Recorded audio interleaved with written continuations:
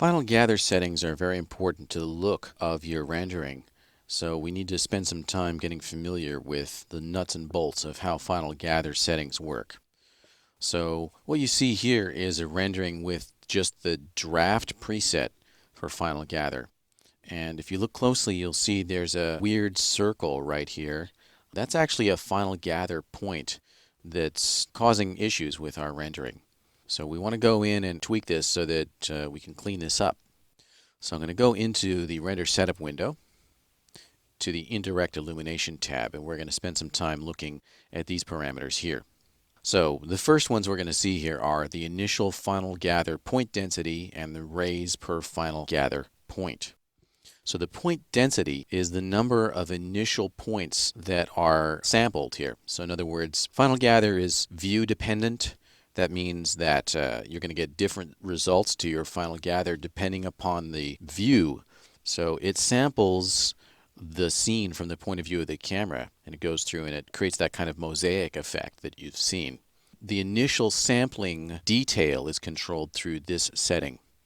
So if we go through these different presets, and we can use this slider or we can use the same slider up here, either way. Notice, by the way, that it doesn't update down here. But in any event, as we go through here, you'll see these values change, and the draft value here is 0.1, and the upper end of the range is a value of 4. Well, I've never pushed this up to 4. I have never seen a need to do that. I would recommend values more like between 0.5 and 1 for final production renderings. So, for draft renderings, 0.1 is fine. In a lot of cases, I've been able to get away with a value of 0.5, and that's been okay. At the most, I've ever set it up to a value of 1.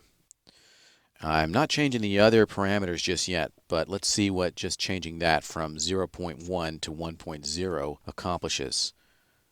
Let's make a copy of that and render. So we're getting better accuracy now. So you see, instead of this big splash over here, this big dot, we're seeing lots of little dots that are kind of superimposed here. So that's just one part of the equation here. We're going to need to adjust some of the other parameters to get a good result as well. So one of those other parameters is the raise per final gather point. So what that is for each sample on the view here, how many rays do we want to generate to sample the environment around that particular location? So this one, I would try to keep this low once again. A value of 50 is usually too low. I've found a value ranging from about 50 to about 200 to be a good range. Let's try splitting the difference between those and setting this to about 100. In general, the presets here are not terribly useful, and they tend to be too high, and you can usually get away with a lot lower settings.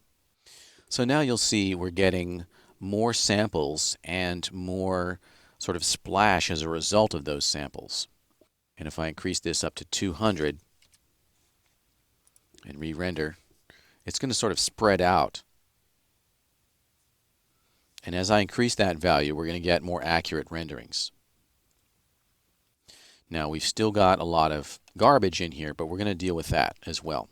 So again, initial point density, I would range that between 0.1 and 1.0. And raise per final gather point, I would range between about 50 and 200.